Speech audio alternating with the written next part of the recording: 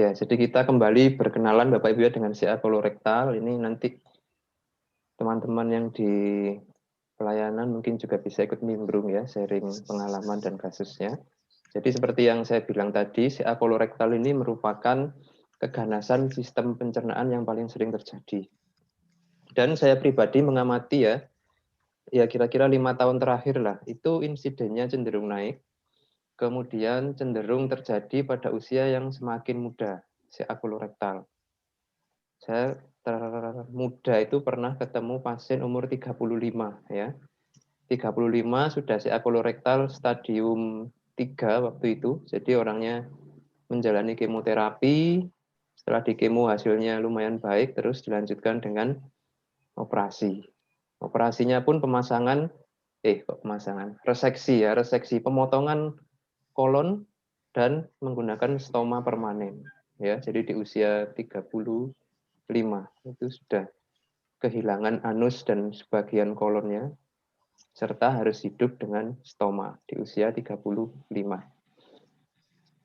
Ini satu hal yang kayaknya juga perlu kita cermati ya Bapak Ibu ya, mungkin yang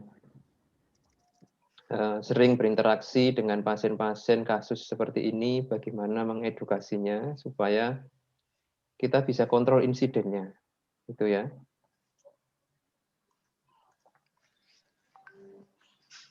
Mohon izin Pak Hasim. Ya. Slide-nya belum kelihatan. Belum kelihatan. Oh, ini sudah share screen padahal ini. Si hitam, Pak. Diulang lagi ya.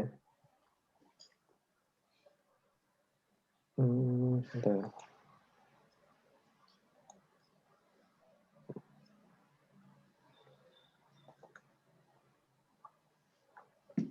Ini sudah muncul? Belum, Pak. Belum ya? Belum, Pak. Keluar masih ini tulisannya harus start screen sharing tapi hitam aja, belum ada tampilan. Oh ya. Sebentar.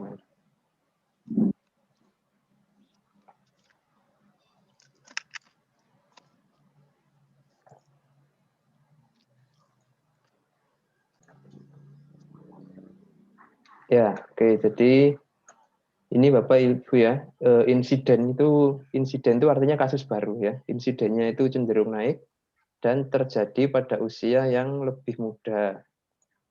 Dan ini perlu menjadi concern ya, perlu menjadi perhatian khusus terutama kalau terjadi pada pasien yang masih usia produktif. Nah, gitu ya. Masih usia produktif tentu menjadi satu problem karena nanti akan menurunkan produktivitas serta kualitas hidupnya. Jadi nanti di sini kita akan bersama-sama ya membahas tentang tata laksana pada colorectal cancer. Dan sebelumnya ini tahapannya ya. Coba nanti kita lihat kembali proses perjalanan penyakit dari colorectal cancer, bagaimana perubahan fisiologis yang terjadi ya, menjadi patologis pada pasien colorectal cancer, tata laksana medis dan keperawatannya. Nah, kira-kira Bapak Ibu semua di tempat kita ini ya, faktor apa ya yang berkontribusi pada peningkatan insiden kanker kolorektal ini kira-kira? Kenapa dia kok terjadi lebih muda usianya dan meningkat kasusnya? Mungkin dari faktor makanan, Pak. Makanan. Pola. Sekarang kan banyak makanan-makanan siap saji. Oke. Makanan siap saji ya beresiko ya? Berisiko, nggih. Iya, betul. Selain itu apalagi Bapak Ibu kira-kira yang berkontribusi pada peningkatan ini?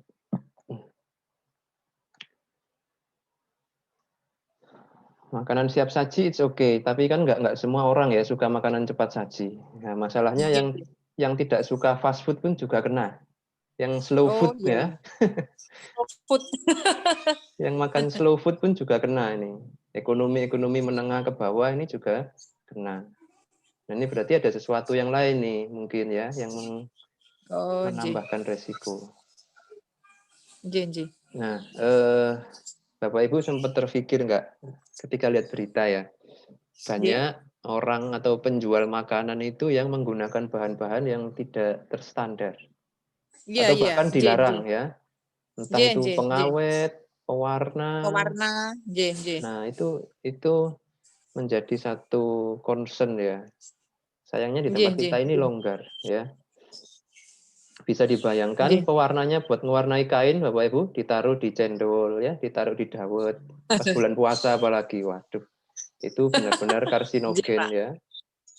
Iya, iya. Terus era sekarang ini ekonomi sulit ya, orang-orang yang menggunakan bahan dasar atau bahan baku daging mesti kan berusaha gimana biar dagingnya itu awet.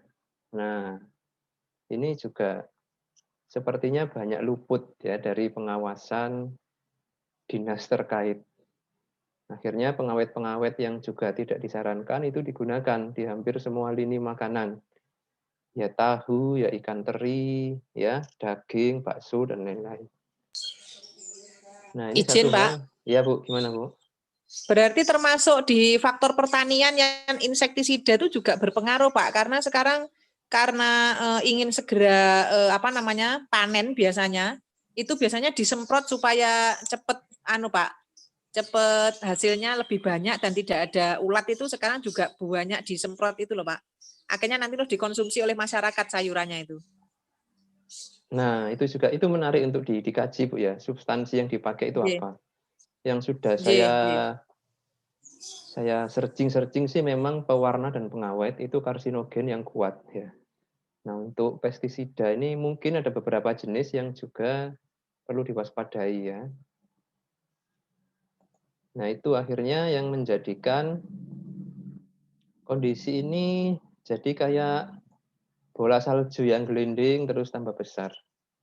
Saya jadi ingat zaman masih kuliah dulu di Australia, itu untuk membuka usaha makanan itu izinnya sangat panjang, sangat sulit, dan disurvei berkali-kali dari dinas kesehatan lah istilahnya. Jadi bagaimana dia itu belanja ya, belanja bahan baku itu ngambilnya di mana. Itu benar-benar ditelusuri.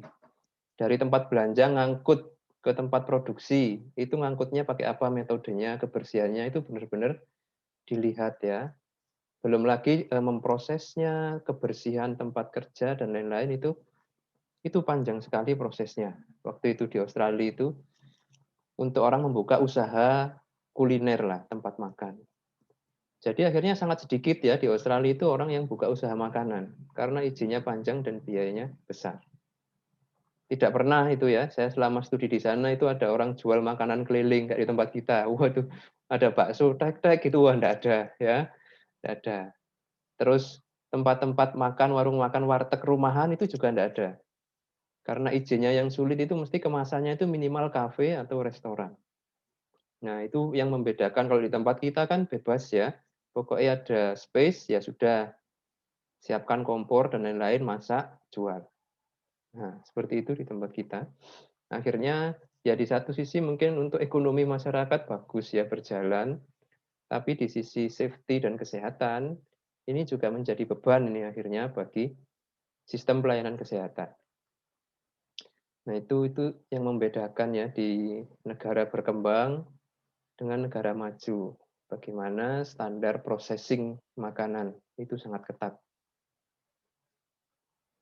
Oke ya, ini beberapa statistik lain ya yang bisa kita lihat bahwa contoh di negara US ya, kanker kolorektal ini adalah jenis kanker yang terbanyak ya, top 3 dari semua jenis kanker. Oke, kemudian komplikasi mortalitasnya ini yang paling tinggi, malah dia top 2 ya, top 2. Jadi 2 jenis kanker utama yang paling mematikan. Oke.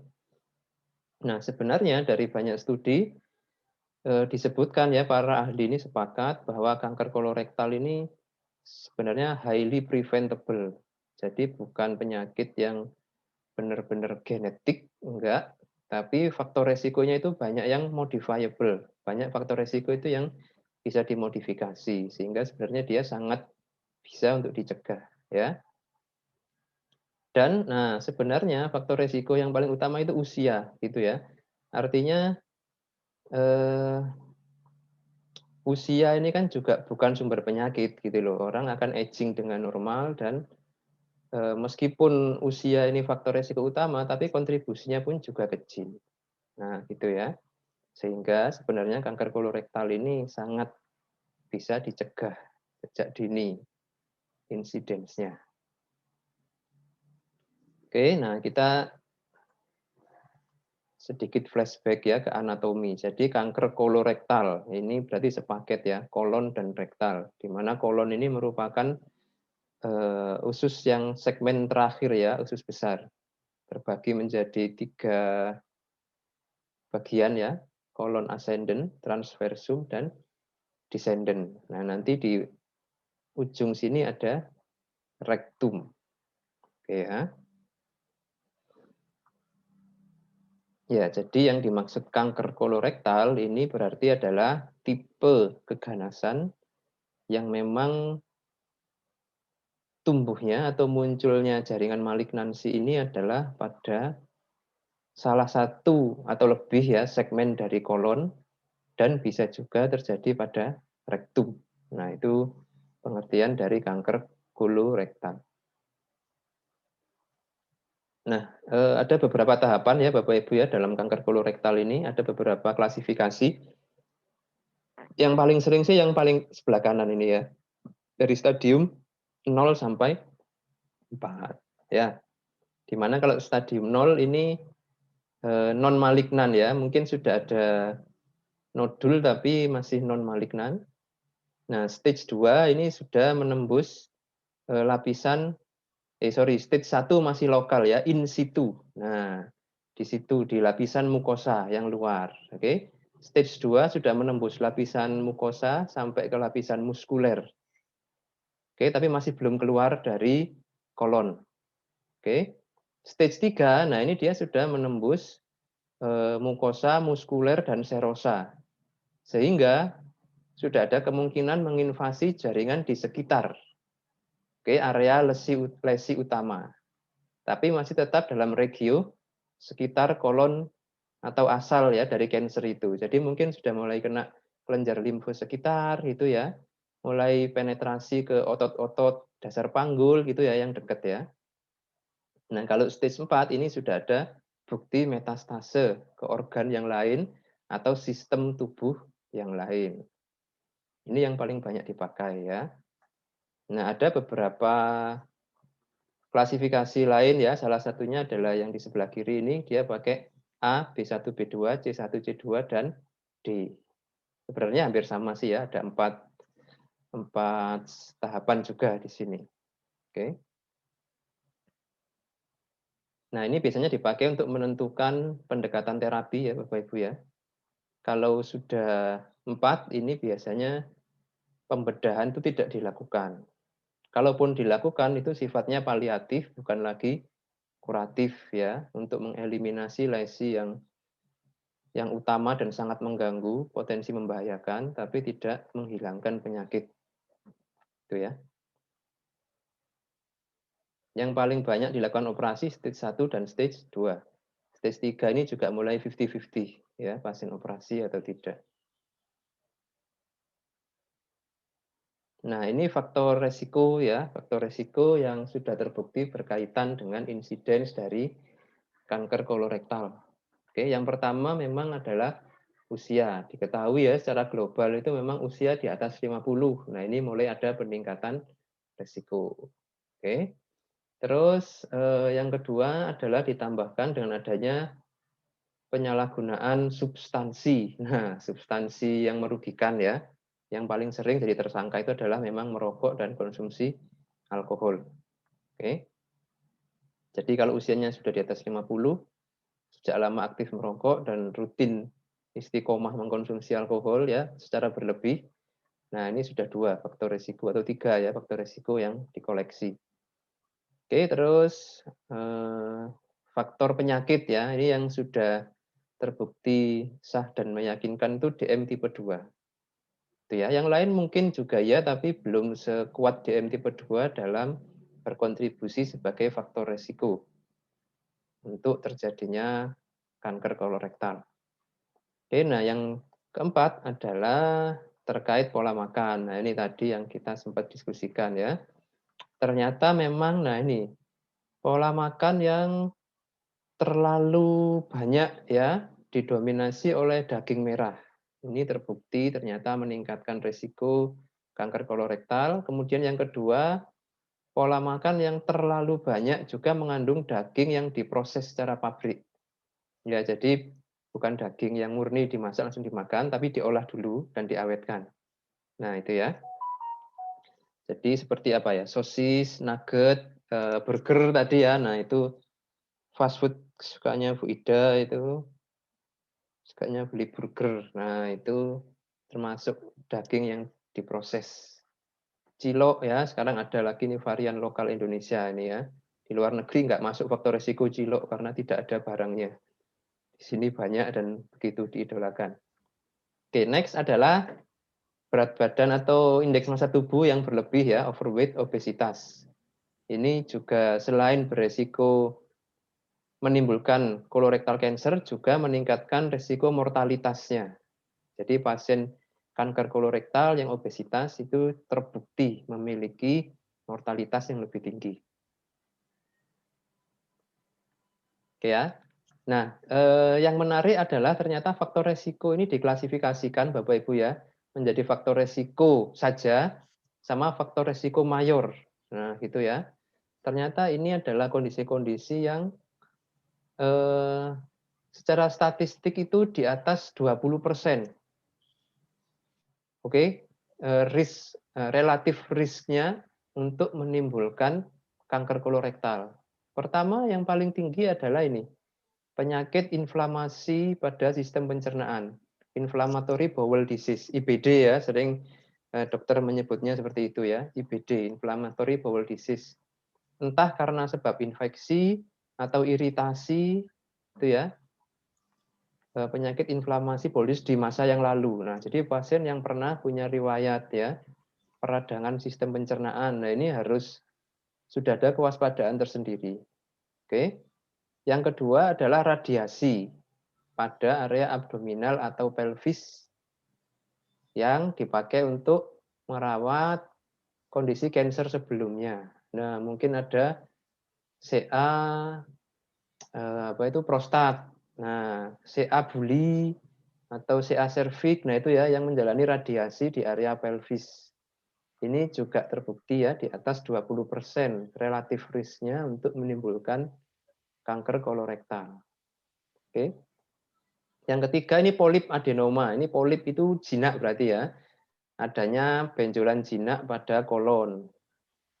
Kayak yang ini nih, gambar yang kecil ini semoga kelihatan ya. Nah, ini polip adenoma ya, yang jinak masih ya. Ini tapi sulit mendeteksinya ya. Seringkali tidak sengaja ketemu ada polip adenoma. Nah, ini kalau tidak segera diambil, dia bisa bermutasi nih menjadi karsinoma. Sehingga yang disarankan adalah langsung dilakukan eksisi. Oke. Terus yang keempat adalah riwayat keluarga ya yang punya polip adenoma. Oke, ini nanti berarti kita harus belajar lagi nih polip adenoma ini faktor resikonya apa aja gitu ya supaya bisa mendeteksi sedini mungkin. Oke, dan yang terakhir adalah riwayat kanker kolorektal di masa lalu. Nah, ini ternyata juga apa ya, yang dinyatakan sembuh itu bukan berarti goodbye ya, tetap ada malah resiko sel-sel ganasnya ini muncul lagi. Nah, ini adalah 5 Bapak Ibu ya, faktor resiko mayor terjadinya kanker kolorektal. Kalau yang tadi disebutnya faktor resiko saja gitu ya. Nah, yang ini adalah faktor resiko mayor. Nah, selain faktor resiko, ada juga nih beberapa substansi ya atau bahan yang terbukti juga secara statistik itu bersifat protektif. Jadi memang banyak penelitian itu yang mengkaji ya jangka panjang prospektif. Orang-orang yang punya resiko mayor itu diberikan treatment ini beberapa faktor. Nanti dilihat faktor mana yang ternyata memang bersifat protektif. Nah, ini menarik ya. Jadi yang pertama memang adalah fiber. Artinya makanan tinggi serat. Serat alami ya. buah-buahan, sayur-sayuran itu terbukti menjadi faktor protektif. Sehingga kalau ada yang tidak suka buah dan sayur, nah mulai berpikir untuk bertobat ya, mulai mencoba buah dan sayur ya. Oke, terus yang kedua adalah suplementasi kalsium. Nah, ini terutama pada usia 50 atau lebih. Kalau tidak ada kontraindikasi lain ya. Suplementasi kalsium terbukti juga menurunkan resiko kanker kolorektal. Oke. Terus penggunaan aspirin dan antiinflamasi non-steroid. Nah, jadi pasien-pasien yang sempat mengalami penyakit inflamasi inflammatory bowel disease ya. Nah, itu setelah penyakitnya selesai gitu ya. Menurut hasil penelitian ini adalah dalam sesekali waktu itu mengkonsumsi aspirin dan atau obat antiinflamasi non steroid. Bukan rutin ya, tapi sesekali. Kenapa? Karena ini terbukti juga untuk menurunkan risiko kanker kolorektal, terutama pada pasien yang punya faktor risiko mayor. Oke, terus pada wanita ini ya, terapi penggantian hormon yang sudah postmenopause itu juga signifikan efeknya dalam mengurangi ya risiko kanker kolorektal.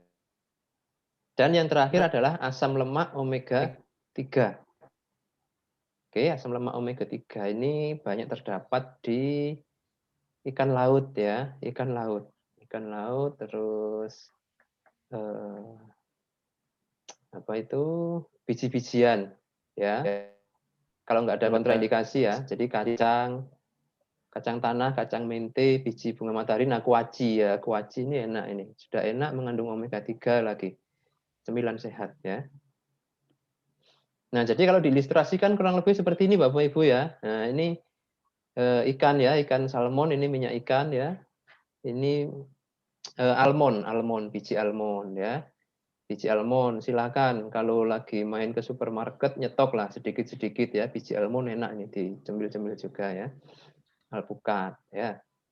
Terus dia tinggi serat, nah ini orang Indonesia pusing ya kalau ke warung dapat menu kayak gini ya, bisa marah-marah ini ke yang punya warung ya. Ini makan apa ini kayak begini ini ya. Kurang kenyang, Pak. Iya betul. Belum makan baru lihat aja sudah emosi kalau orang Indonesia melihat seperti ini ya. Nah, tapi kalau ini faktor lingkungan saya rasa ya, faktor lingkungan dan kebiasaan. Karena banyak saya dan teman-teman saya dulu Bu waktu kuliah di Australia itu karena lingkungan terbiasa begini ya kita survive dengan pola makan begini. Jadi kita kalau ke kampus itu selalu bontot ya bawa kotaan itu isinya mesti sayur mentah yang sudah dicuci, dipotong-potong, dikasih mayones atau apa, terus dikasih potongan ikan gitu aja, ikan yang sudah digoreng ya dipotong-potong ya agak banyak, sayurnya juga banyak, ada telurnya separuh gini, sudah kenyang ya. Dan karena semua begini pas makan siang itu jadi enak gitu ya, terbiasa begitu. Tapi pas balik ke sini ya sudah ini ambiar ya kembali kepada kebiasaan negara berkembang. Oke ya, jadi banyak serat nih, bagus sekali ya, tinggi serat, terus omega 3. Dan biji-bijian ini kan juga beberapa itu mengandung estrogen ya, sepertinya seingat saya. Jadi pada wanita yang sudah menopause itu disarankan mengonsumsi ya kayak kedelai atau apa itu yang juga mengandung estrogen. Nah itu bisa ya mulai dibiasakan. Terutama Bapak Ibu semua yang tetangga atau keluarga ya kelihatannya kok ada faktor resiko, bisa nih mulai diedukasi nih. Oke, nah sekarang kita lihat ya bagaimana perubahan patologis yang terjadi. Oke. 95% memang adalah adenokarsinoma. Adenokarsinoma ini berarti dia berasal dari lapisan adenoid atau lapisan epitelial dari sistem pencernaan ya, dalam hal ini adalah kolon. Oke, jadi kan sistem pencernaan epitelial ini lapisan kalau dari dalam ya, itu yang kedua setelah mukosa. Jadi mukosa, epitelial, muskular. Nah, otot ya. Yang terluar adalah serosa, jaringan ikat yang membungkusnya. Jadi dia memang paling banyak berasal dari lapisan epitelial. Oke. Nah, perjalanan penyakitnya, dia ini bermulanya sebenarnya adalah dari polip yang jinak. Tadi ya, polip adenoma tadi. Jadi polip yang jinak seperti benjolan kayak biji jagung gitu ya, yang jinak.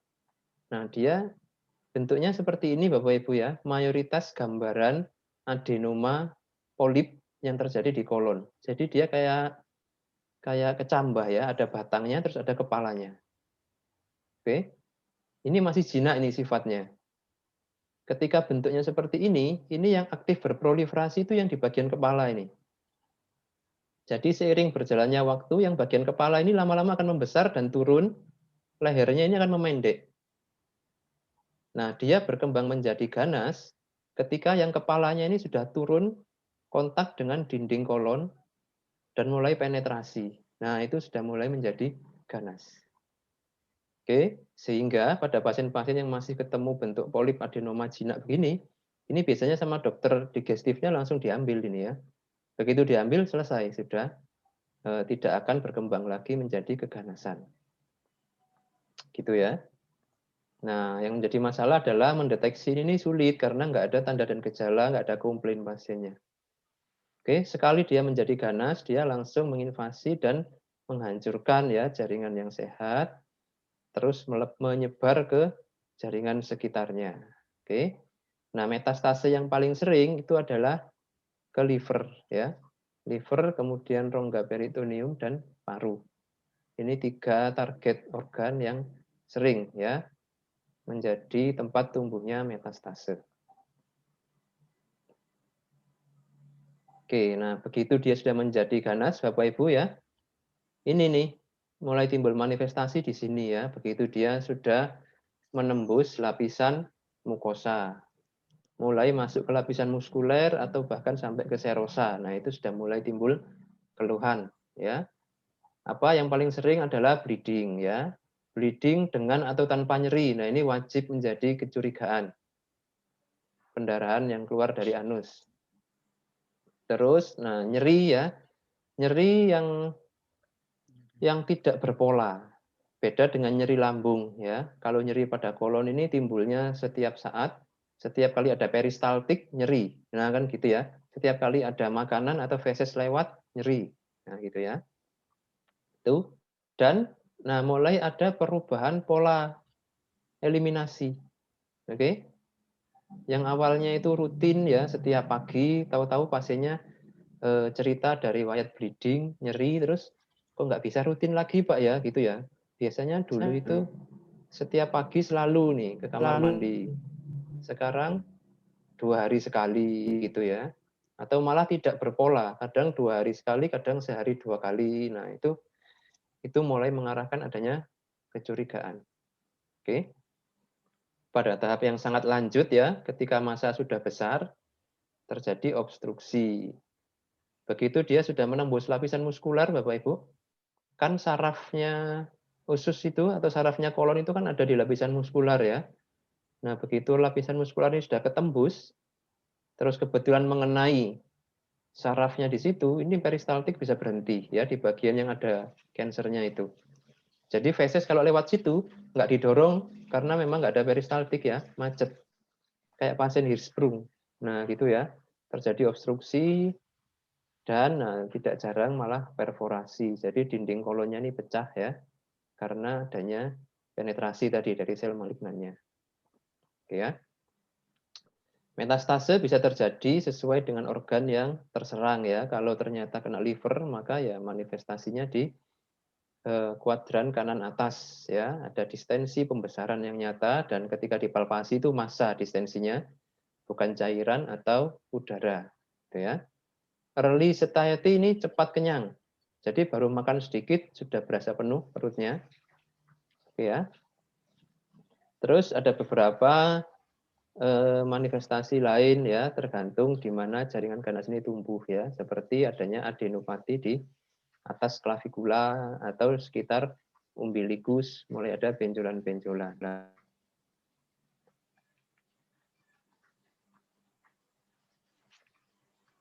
Oke, Oke, Bapak Ibu ya, nah ini bisa menjadi senjata kita dalam melakukan anamnesa. Jadi deteksi dini pasien, kewaspadaan segera ya.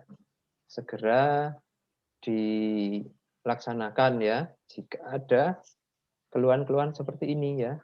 Pendarahan ini tidak boleh dianggap remeh ya.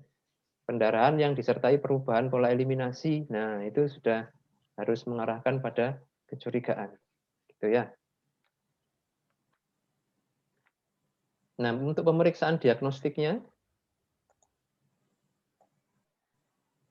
tentu kalau keganasan pasti biopsi ya, pasti biopsi. Tapi ada beberapa parameter lain ya yang juga mengarahkan ke situ. Pertama adalah karsinoembryonik antigen. Jadi ini antigen yang memang diidentifikasi muncul kalau ada jaringan karsinoma. Oke, terus kolonoskopi ini yang paling cepat dilakukan ya biasanya. Endoskopi lewat kolon. Ini akan langsung bisa melihat dokternya ya. Adanya proliferasi massa yang abnormal ya. Oke, kemudian pemeriksaan radiologi juga memungkinkan ya bisa dilakukan kalau memang sudah ada massa yang nyata. Bisa terlihat di X-ray maupun CT scan. Terutama kalau ada obstruksi ya. Kalau ada obstruksi itu X-ray aja sudah kelihatan biasanya. Ada massa yang numpuk ya. Nah, seperti ini. Ini kemungkinan besar sudah ada obstruksi nih. Oke ya. Nah, ini kalau yang dulu itu kadang juga dilakukan apa? Tes dari sampel feses ya untuk melihat breeding-nya.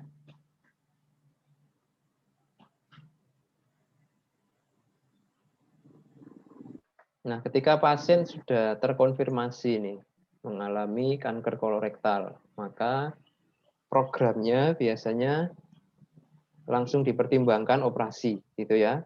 Memungkinkan enggak gitu. Kalau ternyata tidak memungkinkan, apakah konservatif dulu baru operasi? Nah, gitu ya. Atau konservatif saja. Gitu ya. Kalau dia menjalani terapi yang non pembedahan, maka opsinya tentu adalah kemoterapi dan radiasi. Di samping juga perbaikan KU, terus modifikasi diet. Nah, itu ya. Oke, terus ini ya. Jadi paket kemo radiasi dengan operasi itu juga sudah terbukti membantu pasien ya mendapatkan hasil yang lebih baik pasca operasi. Oke, dan mengurangi resiko kekambuhan.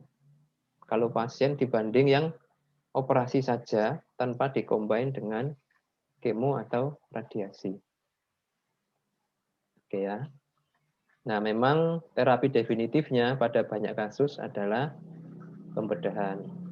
Oke, disebutkan di sini ya sebagai primary treatment for most colon and rectal cancer. Dan dia bisa kuratif atau paliatif. Nah, kayak yang tadi ya, kalau ternyata memang sudah ditemukan banyak metastase, tapi manifestasi GI-nya itu begitu berat dan berpotensi berbahaya, maka tetap dilakukan reseksi, tapi dia paliatif, bukan kuratif. Ya. Nah, apakah setelah dipotong itu bisa disambung lagi? Nah, ini sangat tergantung pada seberapa jauh ya jaringan kanker ini merusak jaringan kolon dan rektalnya. Oke, dalam beberapa kondisi ya yang masih stadium 2 katakanlah itu bisa ya segmen kolonnya yang ada lesi dipotong, kemudian setelah sekian lama disambung lagi, itu bisa. Ya, kalau ketahuannya pas awal. Atau kenanya pas nggak di distal Bapak Ibu. Nah, gitu ya. Tapi kalau kenanya yang pas di distal ya di area rektum, ya itu seringkali sudah diambil sama anusnya ya. Jadi harus dipasang stoma yang permanen. Tapi kalau kenanya itu di kolon ascendent atau transversum gitu ya, itu masih ada kemungkinan ya di reseksi area yang kena lesi terus disambung lagi. Itu masih ada kemungkinan.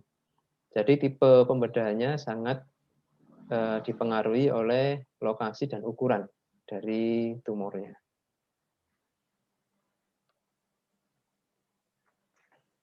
Nah, ini beberapa contoh ya Bapak Ibu ya, beberapa contoh bentuk-bentuk operasi ya yang mungkin dilakukan oleh dokter bedah gitu ya. Jadi kadang ada yang pas di area sekum nih ya, daerah pangkal apendik ini ternyata ada tumor ya, akan dipotong nih. Ada marginnya ya. Ada marginnya 5 sampai 10 cm dari area lesi yang diambil itu. Jadi dari ileum nanti langsung disambung ke kolon transversum nih kalau kasusnya seperti yang sebelah kiri. Nyambungnya bisa dari samping gini ya, dari proksimal atau dari bawah sini. Bisa. Oke. Nah, tipe yang kedua yang terjadi pada area sebagian transversum dan descendant. Nah, ini juga akan dilakukan pemotongan. Nanti juga bisa langsung disambung ya, dari kolon transversum ini langsung ke distal dari kolon descendantnya bisa. Nah, ini anus dan rektum masih aman sehingga setelah ini pasien masih bisa eliminasi secara normal ya. Nah, masalah ini sering terjadi kalau sudah di distal dari kolon descendant ya, seringkali sphincter di anusnya ini sudah nggak bisa dipertahankan juga sehingga harus diambil sekalian.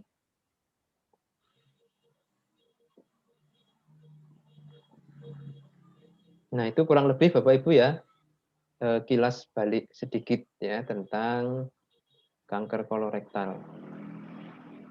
Sampai di sini apa ada yang mau didiskusikan Bapak Ibu? Jelas ya? Izin bertanya Pak. Ya, monggo. Ya, baik Pak, terima kasih banyak atas kesempatannya, sangat menarik sekali materi kita hari ini dan saya banyak mendapatkan informasi. Nah, di sini yang saya klarifikasi ya Pak ya terkait bukan klarifikasi memvalidasi terkait penggunaan terapi apa tadi Pak yang anti koagulan aspirin. Nah, seperti itu. Berarti penggunaan aspirin sebagai terapi itu mencegah kanker kolon. Nah, itu apakah peredaran darah juga termasuk, Pak? Termasuk ke dalam faktor resiko. Ibaratnya kalau penggunaan aspirin kan memperlancar peredaran darah karena dia anti koagulan kan. Berarti intinya kalau dia lancar, mencegah berarti seperti itu ya, Pak? Nah, oke. Ya, terima kasih, Pak. Terima kasih pertanyaannya. Jadi tadi ya aspirin terus obat-obat golongan antiinflamasi non steroid. Jadi pada pasien-pasien yang sudah teridentifikasi punya faktor resiko mayor tadi penyakit inflammatory bowel disease, terus riwayat radioterapi sebelumnya, terus riwayat polip adenoma atau riwayat keluarga. Nah, ini kalau dokternya itu pas ngeh ya, itu mesti akan diresepkan untuk dikonsumsi tapi enggak yang basisnya itu harian gitu ya.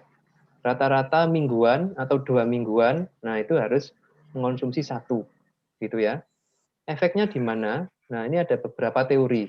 Masih teori ya atau hipotesis. Jadi memang secara keterkaitan ilmiahnya itu para ahli belum ada konsensus atau kesepakatan di sini lo mencegahnya.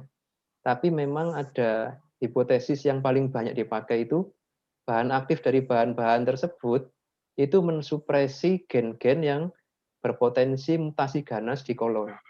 Nah, gitu ya. Jadi pada orang-orang yang punya faktor risiko mayor itu kan terjadi mutasi genetik ya. Jadi muncul yang namanya oncogen.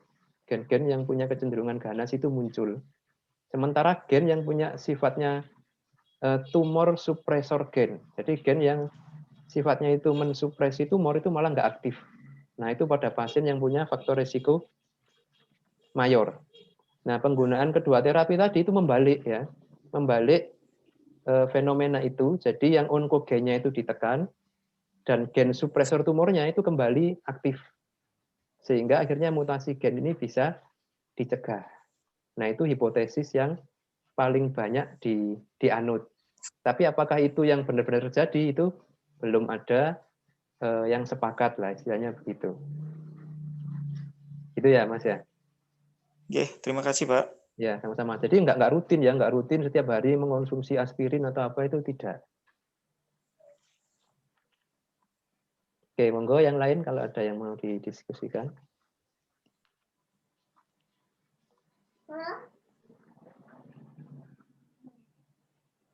Oke ya, kita sambil lanjut Bapak Ibu ya, nanti kalau ada langsung ditanyakan. Sekarang kita masuk ke perspektif keperawatan. Oke, dari penanganan pasien dengan kanker kolorektal. Oke, nah ini menarik ya, karena sebagaimana kondisi-kondisi paliatif terminal yang lain, kanker kolorektal ini sangat multidimensional Bapak Ibu ya. Jadi dia tidak hanya menyerang aspek fisik, tapi juga sangat berpengaruh pada psikologis pasien. Sehingga perawat ini kalau pas sempat ya kerjaannya juga banyak dalam menangani pasien kanker kolorektal.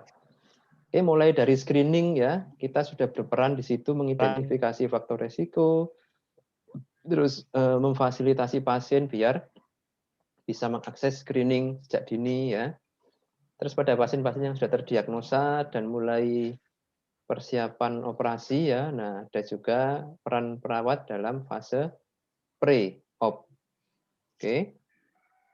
Fase pre-op ini banyak masalah ya atau banyak bantuan yang dibutuhkan oleh pasien. Oke. Nah, fase post-op ini seringkali bisa dilalui tergantung seberapa matang persiapan pre-op-nya. Oke, kalau edukasi pre-op-nya sudah baik, pasien secara mental sudah disiapkan, itu biasanya post-op-nya itu lebih smooth ya, lebih lancar, pasien nggak begitu denial atau ansietas lah, khawatir dengan kondisinya. Oke. Nah, yang terakhir adalah pada pasien-pasien yang memang harus mendapatkan treatment berupa kolostomi. Nah, ini juga satu hal yang menjadi concern tersendiri. Ya, hal yang menjadi concern tersendiri ya. Kenapa? Karena kalau tidak diedukasi dan disiapkan, kolostomi ini juga problem yang signifikan Bapak Ibu ya. Jadi pengalaman kami ketemu pasien-pasien dengan kolostomi itu ceritanya bervariasi. Mulai dari yang sangat bagus ya, artinya sangat bagus itu menerima kolostominya dan ya sudah dirawat secara mandiri dengan baik. Dianggap merawat kolostomi itu ya kayak, mohon maaf, kayak orang habis buang air besar terus cebok. Nah, sudah begitu aja. Itu ada yang bagus begitu. Tapi ada juga yang denial ya, ada lubang di perut keluar feses, itu sangat tidak nyaman dan aneh, membuat pasien itu stres dan ya berkepanjangan akhirnya, itu juga ada. Nah, di sini juga peran perawat nanti dalam mendampingi pasien.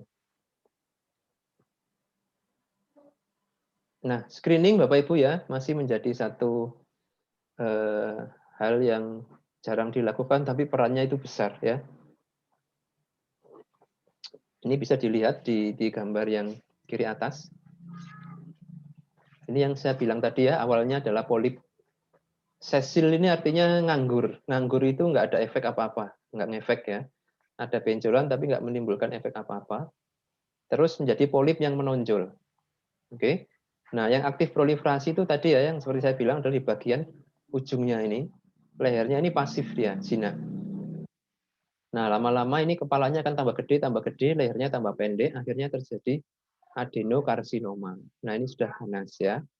Kalau polip adenoma ini jinak, tapi kalau adenokarsinoma ini sudah ganas. Nah, sebenarnya progresnya ya dari polip yang jinak ini menjadi yang adenokarsinoma ini butuh waktu antara 10 hingga 15 tahun Bapak Ibu. Jadi banyak lambat ya sebenarnya perkembangannya. Sehingga kalau pas screening ini ketahuan, ini sangat berarti ya bagi pasien. Nah, yang ini menunjukkan ya bagaimana gambaran endoskopi dari polip adenoma yang kepalanya sudah turun nih. Nah, perjalanannya seperti ini ya. Jadi awalnya kecil, membesar dan menginvasi. Oke. Nah, itu ya. Sehingga pada individu-individu yang sudah punya faktor resiko itu disarankan ya endoskopi screening ya setiap 10 tahun sekali. Nah, ini pencegahannya. Oke, jadi bukan yang pencegahan rutin banget itu enggak, tapi dilakukan kolonoskopi setiap 10 tahun sekali. Terutama kalau usianya sudah 50 tahun atau lebih. Nah, ini saya nggak tahu nih, kalau pakai skema kita BPJS ini terfasilitasi enggak ini? Kayaknya sih enggak ya, kalau endoskopi ini harus ada indikasi yang kuat kayaknya ya. Oke ya. Nah, kemudian ini Bapak Ibu yang ada pengalaman mungkin di ruang endoskopi ya, kan alat endoskopi itu tidak cuma melihat saja, tapi dia juga dilengkapi instrumen ya. Instrumen dari selang endoskopinya itu ada banyak item yang dipasang di situ ya. Jadi ada ini kameranya memang untuk melihat, terus ada channel untuk irigasi ya, kalau pas ada sisa-sisa feses, ada pencahayaan, lampu. Nah, ada satu lagi yang besar ini channel untuk instrumen, di mana di situ itu bisa diberikan beberapa intervensi ya, seperti yang ini, langsung dipotong anunya ya, pakai kawat seperti ini ya, polip adenomanya. Jadi begitu kelihatan sama dokter digesnya langsung nih dipotong, bisa. Atau pakai ligasi ya, ligasi itu kayak dikareti gitu ya, dikareti, nanti lama-lama karena dia diikat akan iskemik, mati, copot, itu juga bisa. Atau dilakukan apa, kayak kauterisasi, nah itu juga bisa, sekalian melihat di endoskopi, sekalian dilakukan kauterisasi. Nah, jadi ini sangat bermanfaat Bapak Ibu ya. Kalau pasien sudah terscreening seperti ini dan langsung ditemukan polip, itu langsung diintervensi polipnya. Nah, nanti mungkin yang di rumah sakit bisa main-main ke endoskopi ya. Bener nggak sih kayak gini, gimana sih? Karena nanti akan kelihatan ya di layarnya dokter itu, bagaimana polipnya, terus bagaimana dijepit atau di kauter, itu akan bisa dilihat di layarnya.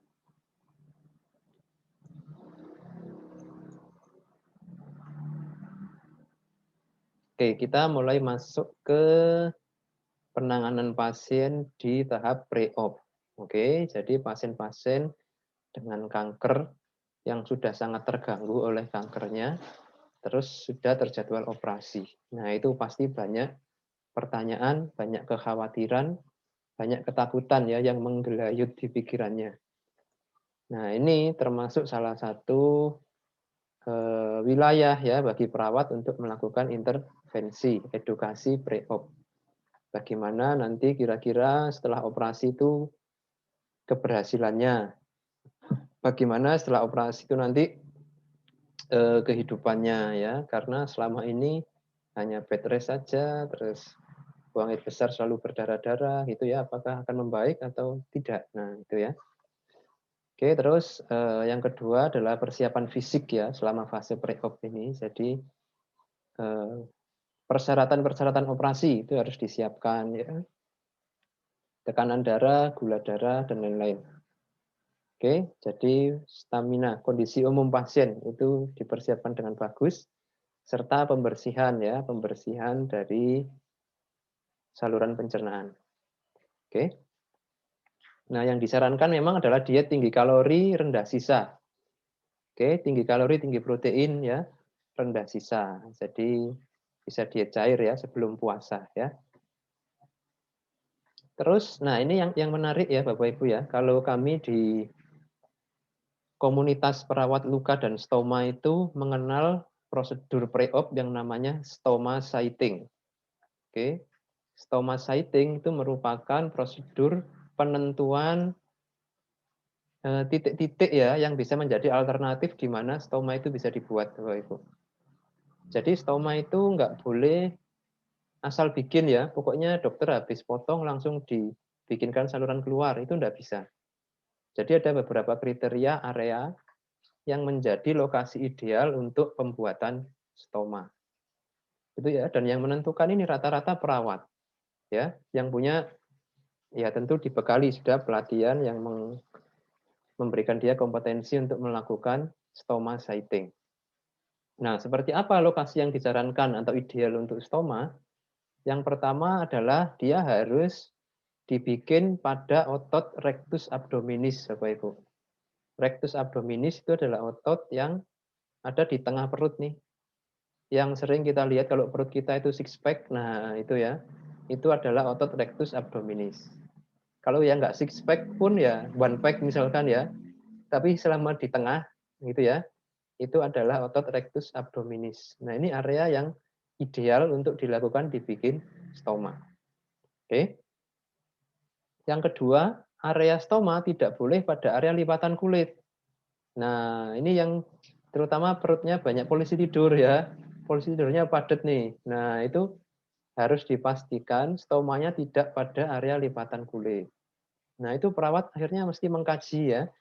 Gimana pasien ketika duduk, ketika berdiri, itu di mana lipatan-lipatan kulitnya. Nah, nanti ditandai area yang tidak kena lipatan kulit itu dikasih tanda pakai marker gitu ya.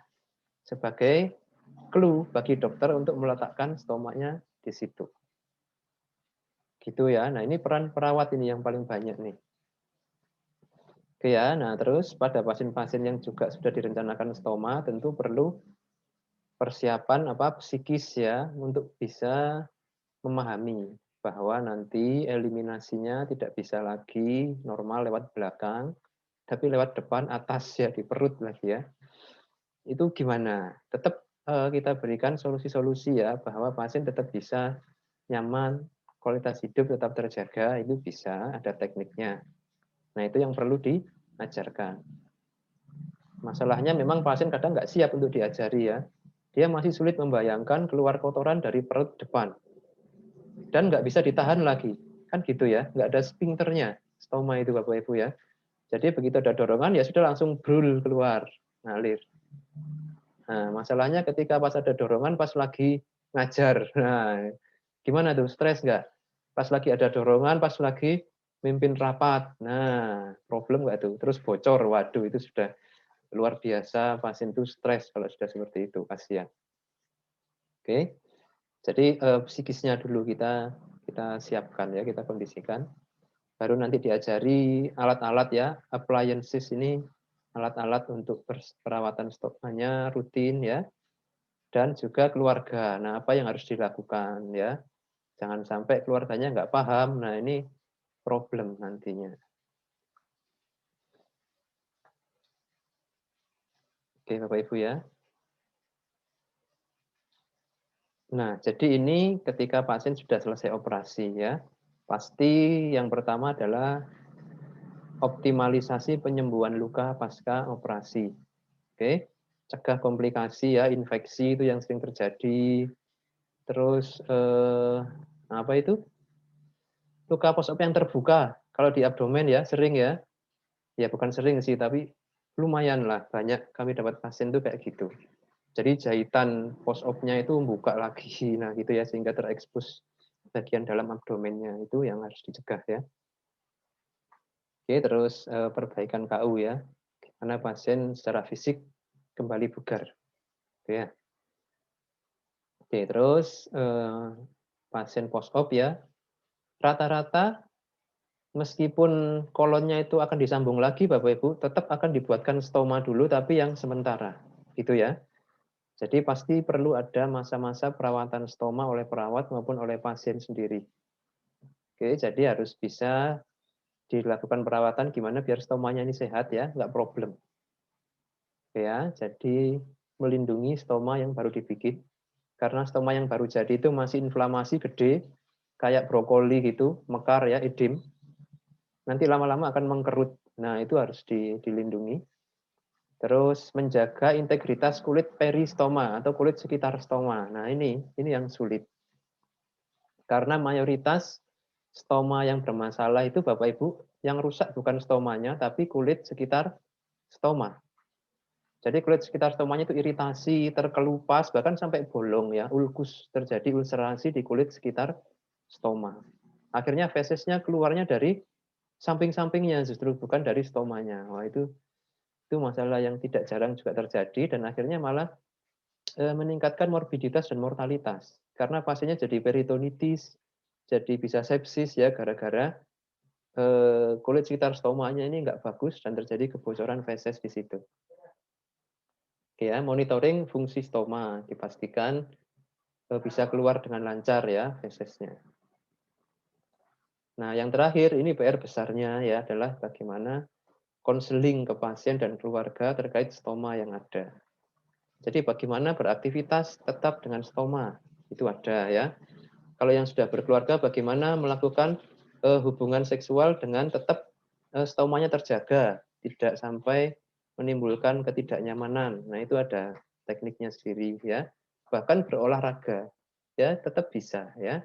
Pasien yang suka berenang, suka sepedahan, ada kolostomi. Nah, tetap bisa ya, tetap bisa. Jadi teknik-teknik ya perawatan stoma, terus alat dan aksesoris dalam perawatan stoma ini juga ada banyak dan sifatnya kondisional, dipakai sesuai kebutuhan. Ya, menjalani hidup. Nah, ostomed ini istilah yang kita pakai. Orang-orang dengan ostomi, ya entah itu kolostomi, urostomi, iliostomi itu kita menyebutnya ostomed. Nah, bagaimana menjalani hidup sebagai ostomed ya, tetap aktif bekerja, tetap aktif di sosial, kegiatan sehari-hari ya. Dan bagaimana dietnya. Nah, ini penting ya. Diet ostomed ini semoga ada di slide berikutnya. Oke, nah jadi ini ya, pada pasien-pasien yang pasca operasi kanker kolorektal dan ada stoma. Perlu dipahami betul ya, sudut pandang pasien. Empati, berarti kita menempatkan diri seolah-olah mengerti kondisi pasien ya, bahwa punya lubang di perut dan ususnya kelihatan, itu menakutkan bagi banyak orang. Dan sangat membuat cemas ya, very concerning. Nanti kalau copot gimana ususnya? Nah, gitu ya. Kalau berdarah bagaimana? Nah, itu takut. Sehingga ini harus kita bantu ya pasien yang mengalami kondisi ini. Oke, nah kita juga perlu pahami bahwa dalam 3 atau 4 hari pertama ya pasca pembikinan stoma itu fase inflamasi. Jadi stomanya kayak gini nih, memekar ya bentuknya itu tidak beraturan dan besar sekali. Terus produksi cairannya itu juga kadang ada feses tapi disertai bercak darah. Itu normal ya, bekas-bekas sisa operasi. Nah, kita bantu pasien untuk psychological adjustment. Jadi menerima stomanya ya. Bahwa stoma ini adalah solusi gitu loh ya. Justru stoma ini yang menyelamatkan hidup gitu ya.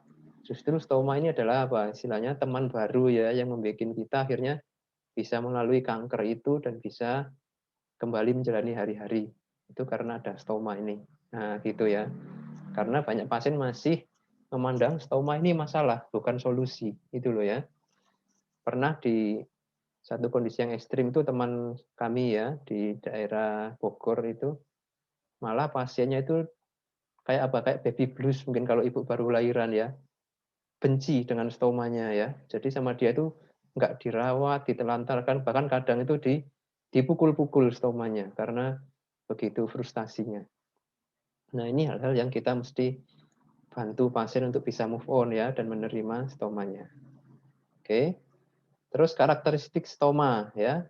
Karakteristik stoma pasien perlu paham. Jadi bahwa stoma ini nggak sakit sebenarnya. Jadi meskipun kelihatan ususnya kayak gini ya, ini dipegang-pegang, dipencet-pencet nggak sakit. Jadi dia tidak perlu terlalu grogi, gemetaran ketika merawat stomanya karena nggak sakit. Itu contoh ya karakteristik stoma. Dan ini fisiologinya, jadi dia tadi apa? Tidak punya sphincter ya. Jadi kalau ada gas, kalau ada cairan, ada feses ya langsung lewat aja ya memang ya, sehingga harus siap penampungnya atau bagnya dan penggantinya. Itu ya. Nah, jadi pasien mulai ini pelan-pelan kita orientasikan dengan stoma ya, kita suruh pegang-pegang stomanya waktu kita lagi ngerawat, enggak apa-apa ya. Sambil kita jelaskan, oh kalau seperti ini normal, stomanya kadang bergerak ya, namanya juga ada usus, ada peristaltik, kadang itu kembang kempis, itu normal ya.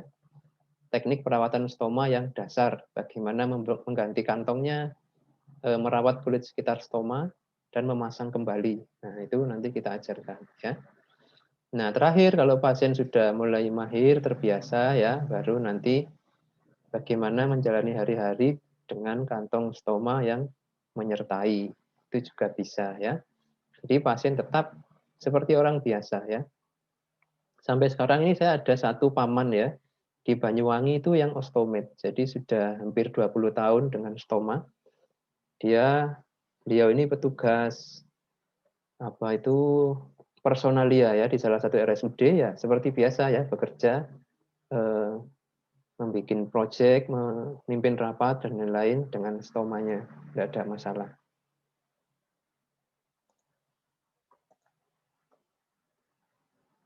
Nah ini ya beberapa hal yang mungkin kita perlu edukasikan ke pasien dan keluarganya ya. Kenapa dibikin stoma ini ya sebagai solusi akibat dari kankernya yang berbahaya itu sulit buang air. Nah dibantunya dengan feses itu ya. Dengan stoma, dengan stoma. Jadi stoma ini tujuannya adalah terapeutik ya, bisa sementara atau permanen. Kalau sementara berarti dia adalah memfasilitasi pemulihan kolonnya setelah dipotong tadi ya, nggak bisa langsung disambung. Dia butuh waktu untuk mengembalikan vaskularisasinya sebelum akhirnya disambung kembali. Gitu ya. Nah dari sini kita lihat juga, nah dia tidak ada sphincternya, jadi nggak bisa ngempet, nggak bisa nahan pasiennya, dan tidak ada nyeri normalnya ya, normalnya. Oke, nah bagaimana stoma itu bisa tetap sehat? Dia disangga oleh otot perut. Nah ini ya, jadi penting makanya stoma itu dibikinnya di area otot rectus abdominis supaya disangga, dipegang oleh ototnya ini. Oke, dan disupport juga oleh kulit sekitar stoma. Nah ini contoh yang bermasalah Bapak Ibu ya, iritasi awalnya. Lama-lama dibiarkan menjadi ulcerasi. Nah ini sudah sulit nih situasinya kalau seperti ini ya. Oke, ini bentuk-bentuk stoma Bapak Ibu ya. Pertama ini kalau stomanya sementara adalah loop stoma.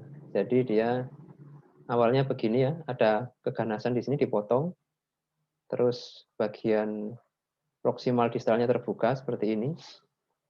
Dikasih penyangga ya di bawahnya supaya nggak ketarik ke dalam. Oke ya, karena kan lubangnya ini satu nih. Jadi kalau nggak dikasih penyangga, bridging ini nanti takutnya ketarik ke dalam. Nah ini sementara biasanya ya, kalau sudah sebulan atau 2 bulan sama dokter akan dievaluasi terus di repair, direkonstruksi, dikembalikan ke dalam. Nah kalau yang end stoma ini yang permanen ya, jadi yang kelihatan dari luar cuma satu, simple begini, permanen. Double barrel ini bisa sementara, bisa permanen ya, tapi ini rata-rata juga sementara. Ini dipakai kalau segmen kolon yang diambil itu banyak, kalau ini sedikit ya, hitungannya senti ya kurang dari 10 senti lah, ini masih bisa. Tapi kalau ini sudah panjang ya 10 senti atau lebih, jadi harus dipotongnya banyak, sehingga akhirnya seperti ini. Oke, ini ada yang temporari, ada yang permanen, tapi mayoritas memang temporary, sementara. Jadi terlihat stomanya ada 2 seperti ini ya. Nah, kalau seperti ini nanti yang mengeluarkan feses salah satu ya. Yang satunya hanya perawatan biasa saja, dia tidak mengeluarkan feses. Tapi mungkin sesekali waktu mengeluarkan eksudat ya, cairan jernih, serus, normal. Nah, ini karakteristik stoma yang sehat Bapak Ibu ya. Warnanya merah terang, ketinggian 1-2,5 cm. Oke, jadi dia menonjol. Itu stoma yang normal. Nampak moist, lembab, dan shiny, berkilau ya. Bisa menghasilkan eksudat ya yang jernih, normal ya. Terus lubangnya posisinya adalah tip ini di ujung, top ini di atas. Nah, jadi bukan di samping tapi di atas ya. Dan ekspresi normalnya tergantung lokasi. Kalau di kolon berarti sudah padat ya masanya. Kalau di ileum, yeyunum itu lebih cair. Atau kolon yang masih ascendant ya, yang dekat-dekat appendix itu juga masih agak cair ya. Oke, nah kulit sekitar stoma ya, peristomal skin juga harusnya warna kulitnya normal seperti kulit biasa. Tidak ada ekskoriasi, nggak ada yang terkelupas, nggak ada kemerahan, dan nggak ada ras ini apa ya, kasar, merah dan kasar. Ini ya, kulit sekitar stoma yang normal. Ini yang harus dijaga Bapak Ibu, kulit sekitar stoma ini, karena yang sering trouble.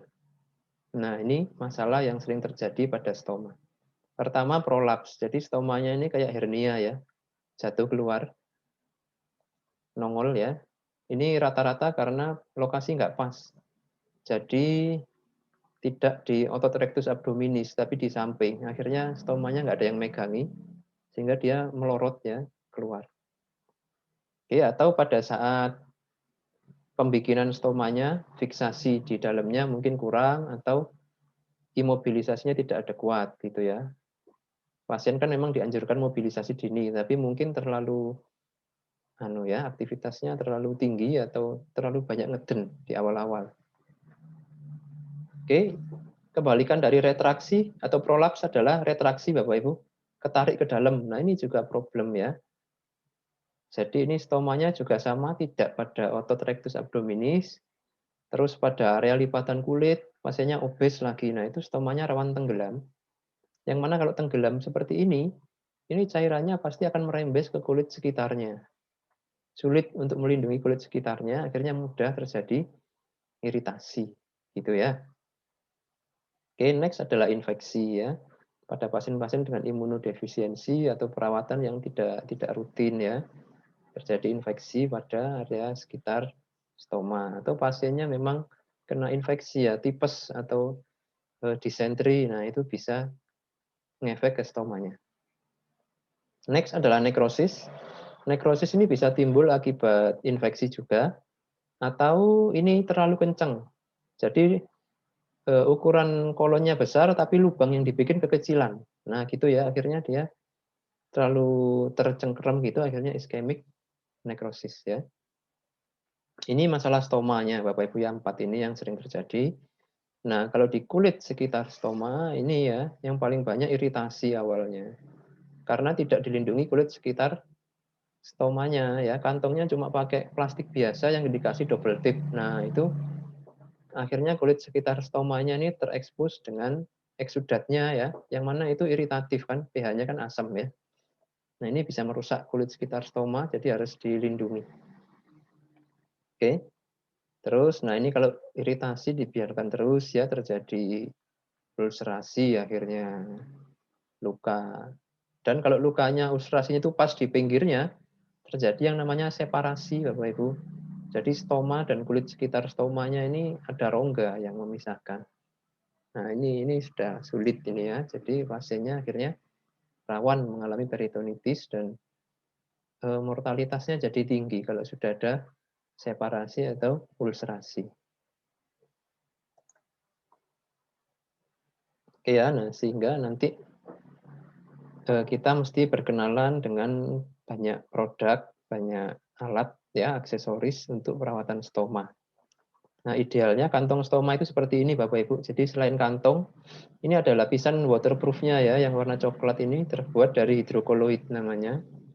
Yang mana dia akan nempel di kulit sekitar stoma, jadi melindungi dia dari terekspos dengan feses atau eksudat. Oke ya. Ada juga ini yang membantu adalah pasta ya, ini untuk mencegah kebocoran dari kantong stoma. Jadi dia kayak lem. Sama terbuat dari hidrokoloid, tapi pasta. Oke ya, alat-alatnya harus tepat. Terus cara merawatnya juga harus bagus ya. Ketika mengganti kantong misalkan pakai bahan yang non iritan, jangan pakai alkohol swab untuk membuka kantongnya. Pakai yang namanya kita sebutnya adhesive remover. Jadi pelarut lemnya, tapi bukan alkohol base ya. Oke, terus kita ajarkan pasien tetap aktif ya meskipun dengan stoma nih, stomanya dikasih casing. Contoh ya, dikasih casing dari kain yang bermotif bisa ya. Atau seperti ini ya, dengan kantong yang warnanya itu seperti warna kulit ya kantongnya, terus dia tetap bisa beraktivitas, tidak ada masalah.